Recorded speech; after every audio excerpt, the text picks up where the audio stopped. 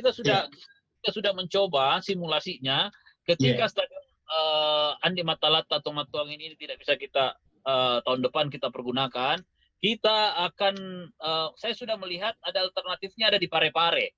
Mudah-mudahan bisa maksimal. Lampu kita yang ada di Makassar kami akan coba pindahkan ke sana dan rumputnya sisa sedikit diperbaiki dan karena kapasitasnya relatif besar yang ada di Parepare. Berapa besar kapasitasnya, Pak? Kayaknya bisa sampai 20.000, 25.000 juga kalau tidak salah. Artinya bahkan lebih besar dari PSM Matuangin sendiri. Iya, mudah-mudahan bisa semaksimal itu kita bisa laksanakan. Dan saya juga sudah beberapa kali ngobrol dengan Pak Wali Kota Parepare beserta stafnya dan responnya alhamdulillah sangat baik. Dan juga pencinta PSM yang ada di wilayah Jitaparang kan tidak sedikit. Dan jalur ke Parepare juga kan sudah tidak sangat jauh dengan 2 jalur dan jalanan yang mulus ya alhamdulillah baik. Gitu. Iya, 2 jam perjalanan sudah bisa nyampe Pak kayaknya. Iya. Betul. Oh artinya skenario musim depan seandainya memang Matuangin masih tidak bisa dan sepertinya masih tidak bisa Pak ya. Kalau ditempatkan kita akan bawa ke Parepare. Amin insyaallah. Insyaallah. Mungkin juga musim berikutnya lagi Pak ya kalau misalkan masih belum tetap di Parepare. Amin. Mudah-mudahan dengan membawa fasilitas yang Stadion Matuangin bisa lampunya dan juga bisa dibawa ke sana Pak ya. Terkait itu persiapan itu apakah penjajakannya apakah sudah dilakukan seperti itu? Saya sudah bicara dengan Wali Kota Parepare beberapa waktu yang lalu dan mungkin dalam waktu dekat kita akan tindak lanjuti itu dan saya juga minta mengharapkan ada teman-teman yang ada di wilayah Kota Parepare ini ya kita akan melakukan peninjauan ulang untuk lebih memastikan bahwa kota ini layak untuk kita jadikan sebagai home base. Amin. Insyaallah Pak ya. Artinya kita dari manajemen sendiri PSM Makassar sudah memikirkan jauh ke depan sekiranya memang stadion kita di sini ya Matuangin Andi Matalata tidak bisa dipakai Pak ya. Iya, betul. Dan juga mungkin tadi ya terkait juga dengan lapangan latihan bahwa antisipasinya Pusua Sport Center sudah disiapkan juga ya oleh manajemen. Bahkan juga Stadion Kaligoa juga Pak ya sudah ada alternatif dipikirkan. Oke, Pak berikutnya ini ada pertanyaan tadi kayaknya sudah dijawab. Kasih kembali Nur Hidayat dari Muhammad Arsad SC ke Makassar. Berarti sepertinya kalau dari regulasi tidak bisa lagi Pak ya. Sesama Liga 1 kayaknya ya bahwa pemain tidak bisa berpindah klub antara tim sesama Liga 1. Ini ada pertanyaan baru ini Pak dari Ahmad Isyan di YouTube Tribun Timur. Kenapa bukan di Kabupaten Bone, memberi PSM Makassar, Pak Kapi? Nah, itu ada pertanyaan. Bisa dikomentari situ, Pak. Iya, sebenarnya kita juga memang memastikan yang paling pertama adalah infrastruktur yang tersedia dan yang kedua akses yang lebih dekat. Nah, sehingga memang walaupun kita akan bisa membandingkan kedua stadion ini. Tapi kita juga akan lihat bahwa siapa tahu nanti pada saat diverifikasi stadion Parepare-nya tidak bisa, ya kita akan bawa ke Bone seperti itu. Tapi kita jadikan Parepare ini karena akses yang lebih dekat menurut saya. Lebih dekat ya, baru jalan porosnya juga semakin cepat. Dan ketersediaan seperti hotel dan sebagainya relatif jauh lebih banyak kan untuk tim tamu maupun para penonton. Betul. Artinya dari segi fasilitas penunjangnya Pak ya, itu sebagai salah satu penilaian juga. Dan juga halo. Iya, lanjut Ki. Iya, saya pikir seperti itulah pertimbangannya kita. Oke, siap. Nah, mungkin kembali terkait dengan soal akan kapan kira-kira EC untuk atau dikumpulkan. Tadi kan sudah ada jawaban bahwa boleh jadi yang di Jawa mungkin langsung ke Jogja atau yang di Makassar akan di Makassar. Apakah ada kemungkinan untuk menggelar latihannya di 2 tempat ini Pak? Kita akan lihat. Oh artinya kemungkinan seperti itu. Kemungkinan bisa seperti itu. Artinya semua hal mungkin kan bisa dilakukan di masa pandemi seperti ini, Pak. Iya, semuanya masih bisa dilakukan lah. Siap. Oke, mungkin terkait lagi dengan pemain yang yang ada sekarang hari ini.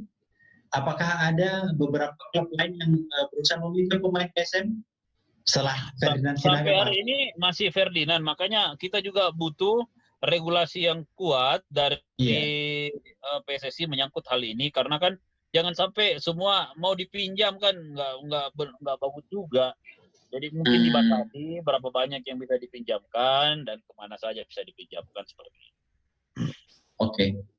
Terkait dengan pelatih Pak Abe, mungkin bisa diinformasikan dengan pelatih Coach Boyan Hodak sudah menginformasikan apa kapan begitu bincang-bincangnya. Saya sudah bicara, saya lagi pastikan karena beliau juga mau ke Kroasia dan itu kita sudah membicarakan, mencoba mencari jadwal yang terbaik dan bagaimana kondisi yang ada ke depan. Mungkin hari kemarin saya janjian, mungkin hari Rabu lah saya make sure sama dia seperti apa kita bisa mengumpulkan.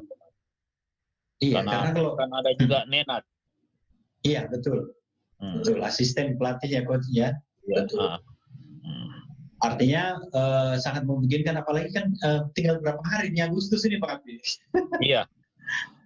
Jadi mungkin di awal Agustus itu udah harus ngumpul.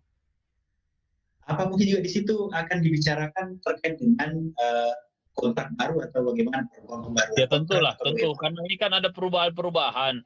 Tetapi ini kan adalah hal-hal yang di luar kekuasaannya kita, sehingga memang dibicarakan juga dan semua orang sudah mengerti dengan keadaan seperti ini, sehingga memang ini harus dibicarakan karena ada yang kelewatan bulan kontraknya, apakah seperti apa nanti ya kita akan duduk sama-sama lah untuk mencari siapa yang salah, tidak mencari siapa yang salah, tetapi mencari bagaimana ini bisa berjalan dengan baik.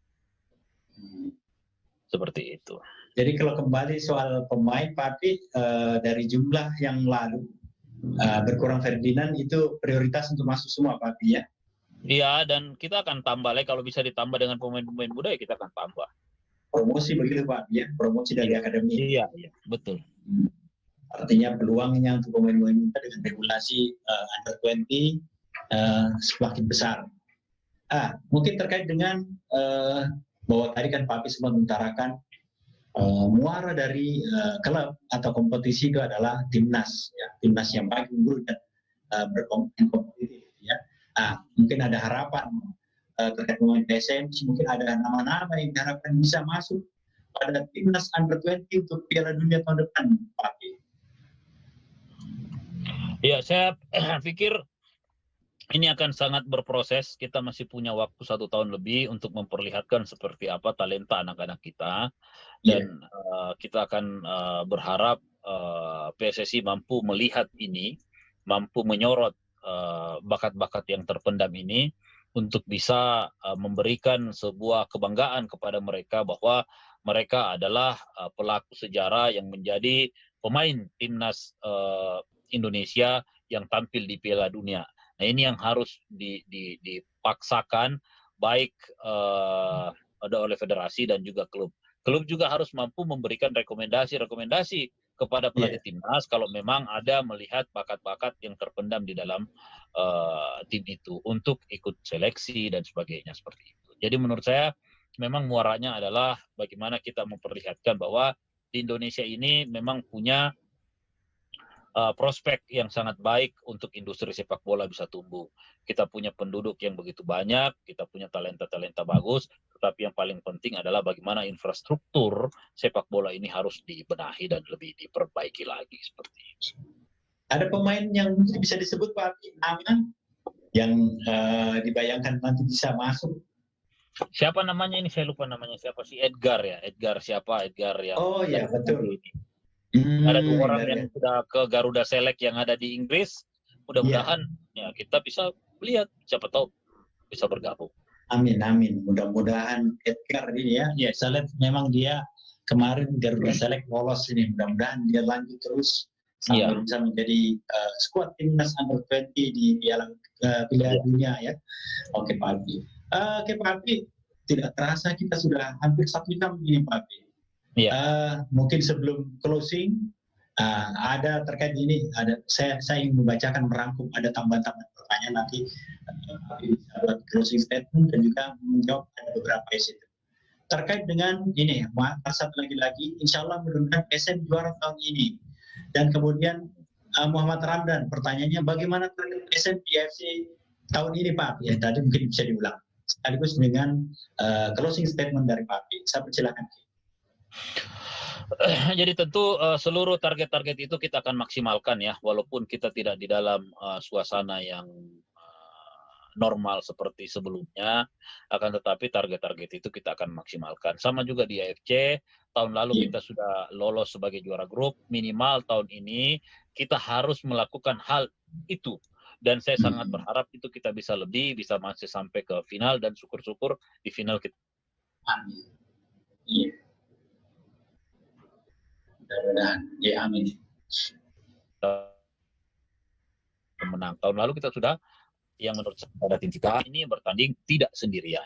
Walaupun tanpa penonton, tetapi support secara virtual, support secara psikologi terus harus kita berikan kepada tim kita ini, bahwa tahun ini semua masih punya kesempatan sama untuk juara, semua punya kesempatan sama untuk memperlihatkan siapa yang terbaik di Indonesia. Dan yang paling penting bagaimana liga ini juga bisa memberikan sumbangsi yang besar untuk tim nasional kita, baik tim nasional senior maupun di tingkatan tim nasional yang tingkatan umur. Dan saya harap PSM bisa memberikan atau bisa menjadi bagian dari suksesnya tim nasional Indonesia dan majunya sepak bola Indonesia. Tentu ini yang menjadi harapan kita bersama. Amin. Amin. Ya Rabbal Alamin. Oke Pak Api, terima kasih banyak atas kesempatan dan waktunya meluangkan pada bincang bola virtual Tribun Timur pada sore hari ini. Tetap semangat Pak Api, banyak support dari fans, dari pendukung PSM. Waktu PSM banyak di sini diungkapkan, mudah-mudahan kita bisa meraih prestasi tinggi, bisa juara tahun ini, dan juga AFC Cup bisa lebih baik lagi. Amin, amin. Oke, terima kasih juga kepada para Tribuners yang sudah setia selalu menonton, menyimak semua tayangan virtual Tribun Timur hingga pada bincang bola virtual pada seri ke-9 hari ini. Sekali lagi, saya ingin mengingatkan pada masa pandemi ini, ya, para Tribuners dan untuk kita semua, jangan lupa untuk selalu memakai masker, ya, kemudian menjaga jarak, dan juga selalu menjaga kesehatan, memperkuat imunitas, ya, dan kita selalu bisa beraktivitas dengan koridor dari protokol kesehatan. Saya Arifin Usman dari Tribun Timur, dan sampai jumpa pada bincang virtual berikutnya. Sekian, Assalamualaikum warahmatullahi wabarakatuh. Waalaikumsalam warahmatullahi wabarakatuh.